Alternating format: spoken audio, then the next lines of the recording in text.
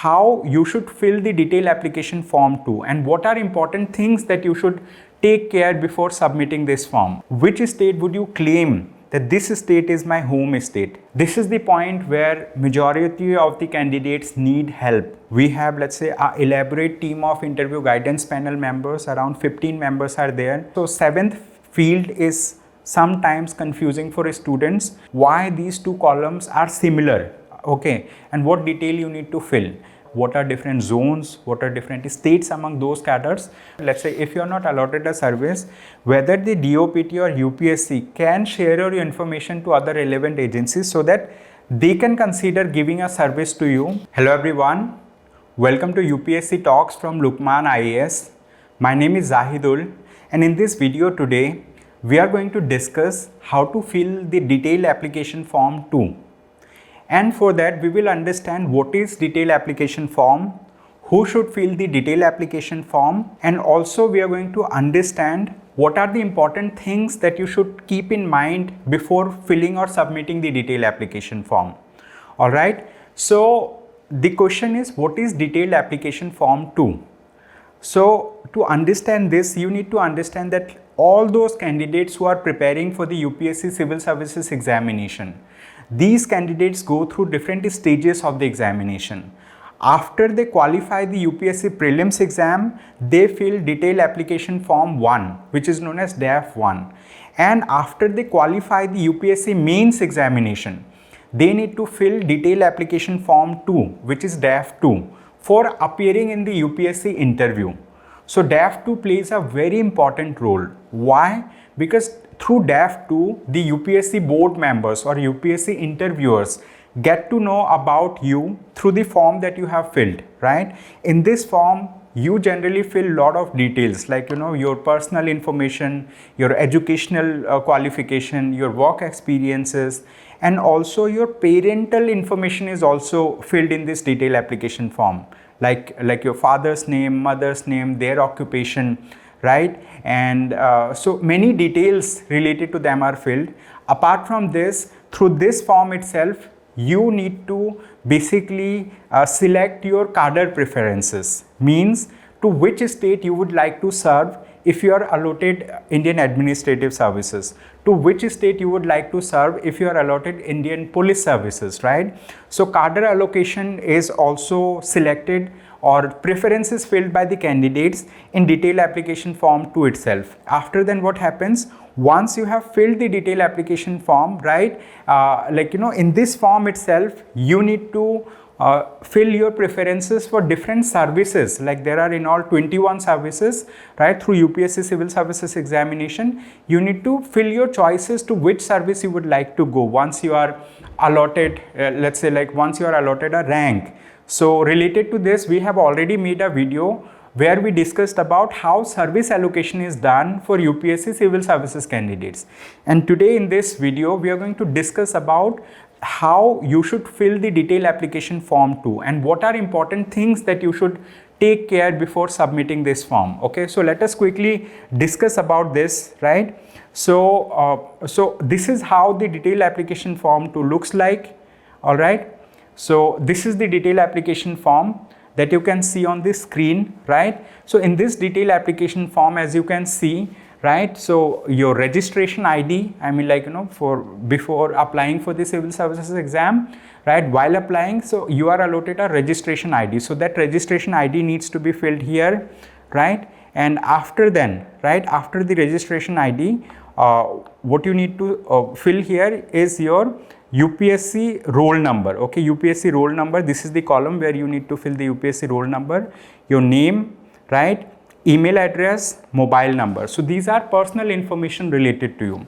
And here, this is the place where your photograph needs to be, let's say, will be visible once you upload your photograph, right? So, so this is where your photograph will be visible.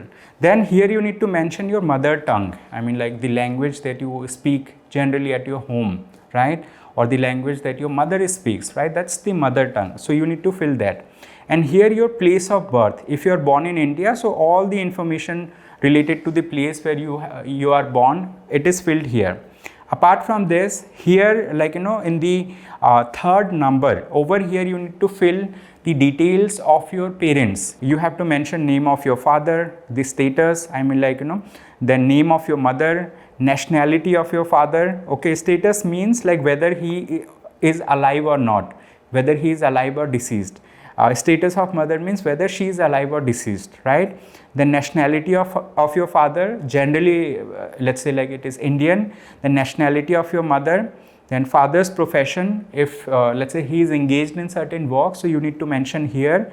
Mother's profession, then if your father is in service, the post held by him. Okay, so if he is in service, what post he is holding, and if he is retired, what post he has held before retirement. Okay, that you need to mention over here, right? If similarly, you have to fill the similar information related to your mother, and then you need to mention annual income of your father, annual income of your mother, and the state to which your father originally belongs, and the state to which your mother originally belongs. Okay, so the district to which your mother originally belongs, so state, district, right? These information needs to be filled. All right, so these are all parental information. Then father's present postal address, if deceased, in that case you need to provide the father's last address, where he resided, where he lived.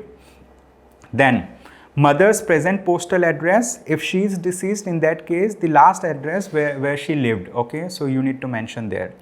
Now here you need to fill the property details of your family. Okay, why property details are important? Basically, you might have heard about EWS quota, economically weaker sections, right? So if some of the candidates among you who are from economically weaker sections, so you can claim that particular quota provided you have the EWS certificate, and also you should mention about the properties that are held jointly by you and your parents. Okay, so here they have said like whether your family owns or possesses any of the following assets, right? So so these details are mentioned. 5 acres of agricultural land or above, if they have it, so you need to mention yes. Okay, if they do not have it, in that case you need to mention no. Okay, so overall basically here you will be having one thing, either you need to mention yes or you need to mention no, right here. So in any of the above cases, like there are 4 cases that are mentioned, like 5 acres of agricultural land and above, if you have it, so yes will come. If any of these information is yes, in that case you need to fill yes. If let's say like all of these information are no, in that case you need to mention no. Okay, residential flat of 1000 square feet and above, residential plot of 100 square yards and above in notified municipalities, like that. So this is, I mean, like, related to the property that your family possesses, right? In case you are unmarried. Okay, means like if you are unmarried, so your father, mother, like, their properties will also be included over here. If you are married, in that case, so your family means you, your wife, your children, right? Maybe. So this is the thing. Apart from this, this is the 4th important factor here. We need to mention about educational qualifications. So in the 4th point, right, educational qualification from 10th standard till graduation is mentioned. Okay, so related to 10th equivalent, like, whether you got first division, first class, A class, like that. So A, B, C, so first or second division, you need to mention here. Percentage of marks, right? If in case you got your marks in terms of percentage, if you got it in terms of CGPA, you need to mention here. The year when you passed 10th standard, subjects that you studied in 10th standard, the school, right, where you studied 10th standard, name of the board. Some of you are from CBSE board, some of you are from state board, so you need to mention that. Similarly, the 12th information related to your 12th standard or 12th class must be filled in the second column, name of the school here and name of the board or university, right? Then stream at graduation level, if you have done BCom, mention BCom. If you have done MBBS, mention MBBS. If you have done BTech, mention BTech over here. Then details of your graduation, means like if you have done MBBS, just mention MBBS here, means like in this particular field. Okay, then you need to mention division, first division, second division and all, percentage of marks. Similar information here, the name of the college, or university. Okay, name of the college and name of the university where you did your graduation. And also some of you may have done some higher education also. If you have done post graduation, if you are pursuing PhD, etc. So in that case, there is a separate column which is, let's say, under point number 5. Okay, so a separate table is given. Here you need to fill the similar information that you filled in graduation. Okay, I'm similar in the sense, if you have done post graduation, let's say after doing MBBS you have done MD, mention MD here, and the percentage, everything, and the college or institution, board, university, etc. Okay, so whichever is applicable you need to fill here, right? Then now the thing is, like, you have filled information from point number 1 till point number 5. Point number 1 was related to the mother tongue, then like related to your let's say parental information, your educational qualification, lot of things you have mentioned, having regard to the answers that you have given in the column number 1 to 5. Which is the state or union territory that you would claim as your home state or union territory? Now there can be a student who is, let's say, like, son or daughter of a government employee. Okay, so your parent may have resided in one state for sufficiently long duration of time. Your father may be belonging to a certain state, your mother is from certain state. So the thing is, it is possible that you have stayed, let's say, part of your life in different states of India. So based on that, which state would you claim that this state is my home state?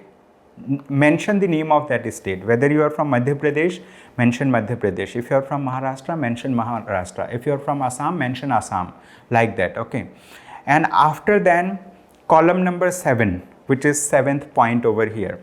This is the point where majority of the candidates need help, right? Because, like, these informations are little bit subjective in nature. Many a times we have seen in the past that students who are preparing for interview, like who come for interview guidance program at Lukmaan IAS, they have questions like what we should fill in this particular column. Okay, so here you need to fill the information related to the prizes, medals, etc. that you have received. So prizes, medal, scholarship, etc. mention over here. Sports or NCC you need to mention here.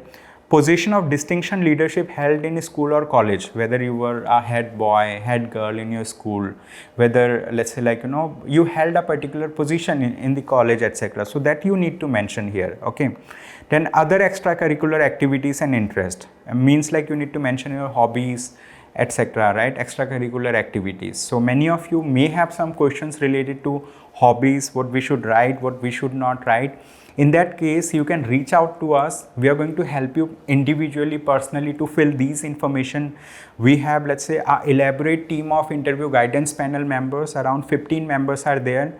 Majority of them are from services. I mean, like, they have retired from Indian Foreign Services, Indian Administrative Services, Indian Police Services. We have senior faculty members from Lukmaan IAS. We are here to assist you with that. All right. So 7th field is sometimes confusing for students, but you can get guidance related to it from us, because we have guided huge number of students in past few years related to, let's say, how to fill the detailed application form too, and so we will be able to guide you in that. Okay, then 8th column is very important. So under 8th column there are two sections, section A, 8A, and we have section B, 8B. Why these two columns are similar?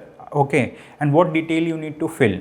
Basically, under the 8th column, you need to mention your preference in which cadre, in which state you would like to work.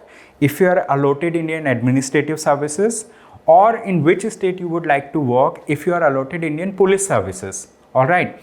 So let us discuss about this. So 8th A is related to, if you are allotted Indian Administrative Services, which zone you would prefer, and under that zone, which state you would like to prefer. Okay, so we have discussed about this cadre allocation policy in a separate video, so you can watch that video in detail to understand about what are different zones, what are different states among those cadres. But quickly, let me help you with this. Basically, over here in this form, as you can see, right, you have to mention first of all, so this particular thing is related to Indian Administrative Services, 8A. Okay, so if you are given Indian Administrative Services, which state you would like to work finally? Okay, so here you need to fill those choices. You need to fill your preference. Okay, so here whether you want to consider your home state, okay, whether Madhya Pradesh, whichever state you are from, home state as your first preference as home cadre. Okay, so yes or no you need to mention over here. Now the thing is all the states in India have been divided into different zones. Here we have 5 zones in all. Under zone 1, as you can see, under this particular row we have, let's say, Agmat cadre, we have Haryana, Himachal Pradesh, Punjab, Rajasthan, Uttarakhand. Similarly, under zone 2, right, we have these states: Bihar, Jharkhand, Odisha, Uttar Pradesh. Under zone 3, right, we have Chhattisgarh, Gujarat, Madhya Pradesh, Maharashtra. Under zone 4, we have Assam, Meghalaya cadre, Manipur, Nagaland, Sikkim, Tripura, West Bengal. Under zone 5, Andhra Pradesh, Karnataka, Kerala, Tamil Nadu, Telangana. Right? So this field remains same in case of Indian Administrative Services and Indian Police Services. I mean, the form looks similar, but you can have a different preference. And so what you need to do, first of all, you need to select your order of preference of zone. For example, if you belong to, let's consider if you belong to a state, Himachal Pradesh, or let's say you belong to Bihar, for example. So what should be your preference? Okay, so in case of Bihar, you can have zone 2 as your first preference, then maybe let's say zone 3 as your second preference, then zone 4 as your third preference, right? Zone 5, zone 1 as your third preference, zone 5 your fourth preference, then this can be your fifth preference. I mean, this is just for making you understand how you can select. So here you need to fill your order of preference to which zone you should be considered first. Okay, and within that zone itself, let's say below these states, for example, zone 1, if you belong to Bihar, so naturally Bihar you will give preference 1. Then maybe you give Jharkhand preference 2, maybe you give, let's say Odisha preference 3, Uttar Pradesh preference 4, like that. Similarly, you have to follow this practice, you have to do this iteration for all these zones. This is second preference, here you need to mention which state you would like to go. Maybe let's say you may want to go Madhya Pradesh first, then Chhattisgarh second, Gujarat third, Maharashtra fourth, like that. Okay, similarly you need to fill preference of all these zones one by one. How UPSC is going to allot you the service? Basically, they will check that under zone 1, what was your first preference? Bihar. Then under zone 2, what was your first preference? Madhya Pradesh. So first of all, iteration will happen for your first choice, Bihar, then Madhya Pradesh, then let's say in any other zone, whichever your first preference was. Okay, so that way, let's say DOPT, to be specific, goes through iteration process to allocate the service to you, to allocate the cadre to you. Okay, so this is related to Indian Administrative Services. Okay, this is related to Indian Administrative Services. Now, once you have filled this particular thing, you have to perform the same exercise once again in case of Indian Police Services. Okay, so if you are allotted Indian Police Service, to which state you would like to work? Maybe let's say you may go to Maharashtra as your first preference if you are given IPS. Okay, so people can have different preference. So over here UPSC has given you that particular choice, to make a selection of the state, to which state you would like to go and work. Okay, now 9th over here, this is also very, very important. Okay, 9th field. And why 9th field is important? Because here you need to fill the order of preference for the service that you would like to be allotted, right, based on the rank that you are going to get in UPSC Civil Services exam. Now here you need to understand, you have written the UPSC mains exam of 2024, and then you are going to appear in interview of 2024. But before you appear in interview, you need to make your selection of order of preference for the service that you would like to be allotted, right? So it is done beforehand. You need to fill your choice now. Later on, based on your rank, let's say based on your score and all, so you will be allotted a service. Okay, so here What is to be done? In all, you can see there are 21 different fields. Okay, number 1 Indian Administrative Services, number 2 Indian Foreign Service, number 3 Indian Police Service. It is to be noted, it is very important point that in the eyes of the government considers that all these services are equivalent to one another. Okay, government does not, let's say, like discourage a candidate from selecting a particular choice or not selecting a other choice. It depends on you which service you would like to work in, right? So you would like to serve, you need to select. So basically, in front of these services, you need to mention your order of preference. So in these boxes, you need to mention the numbers 1, 2, 3, 4 and all. Okay. In case if you do not want to opt any particular service, you can select not opted. Okay, not opted like that. Or earlier it used to be 0 and all. Okay. So basically, Indian Administrative Service number 1, Foreign Service number 2, Police Service number 3. Maybe here you want to give 10th preference, number 5 preference, number 4 preference. It depends, let's say, which service you like more. Okay, you need to select accordingly. You need to means like, put your numbers accordingly. Whichever service you like more, give it higher preference. Whichever service you like least, give it lowest preference, like that. So accordingly, services are allotted, okay, to the candidates. Then 10th field, okay, do you want to make available your personal this is also important. Let's consider you appeared in UPSC Mains Exam 2024, you appeared in interview, but based on your rank, they were not able to allot a service to you. You are not given a service through the UPSC Civil Services Exam. In this form, you can opt. Let's consider, let's say, if you are not allotted a service, whether the DOPT or UPSC can share your information to other relevant agencies so that they can consider giving a service to you based on your UPSC personality test or UPSC interview. Okay, whether you would like to be considered for that, you need to mention about it. Okay, details related to it is mentioned in DOPT order number, this one. Okay, which is mentioned. Okay, so these information, like under note, so these information, name of the candidate, father name, date of birth, category, gender, educational qualification, total marks in the exam, complete address, email address, means like these will be hosted on the commission's website.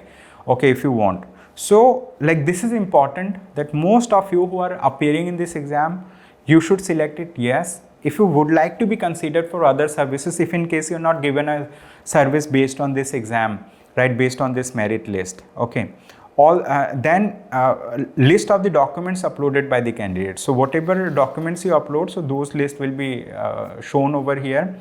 And finally, this is the page which is declaration page. You need to read the declaration. It says, I have carefully read all the provisions under the Civil Services Exam Rules 2023. This was of last year. Okay, so for next year it will be 2024, like for this year it will be 2024. Okay, so like we just edited this form, we removed all the personal information of the candidate so that like we can showcase a sample form to all of you so that you understand what is there in the DAF-II. Okay, so this is a declaration which is by default written as it is. Okay, so you need to read this thing, and here you need to put your signature. Okay, put your signature. You just upload your signature here, then place wherever you are located, Delhi, Uttar Pradesh, Madhya Pradesh, etc. Date, name, roll number. Now before we let's say end this conversation for the day, you need to remember that like as of now you have given the mains exam, result are yet to be uploaded by UPSC, result are yet to be let's say announced by UPSC of all those candidates who have qualified the mains exam. So basically soon after results are declared, right, within a day, let's say today result is declared, within a day or two, UPSC is going to open the DAF filling form. Okay, DAF form. You need to fill this detailed application form within a week. I mean like very short span of time is given. All of you should be, I mean like should be ready to fill this DAF as soon as possible, like within a few days of opening this portal. Okay, if in case you need any help from us, we are always available. We will help you with this. Okay. So that will be all from my side for the day. Thank you so much everyone for watching this video. I hope you have a good day ahead. Thank you.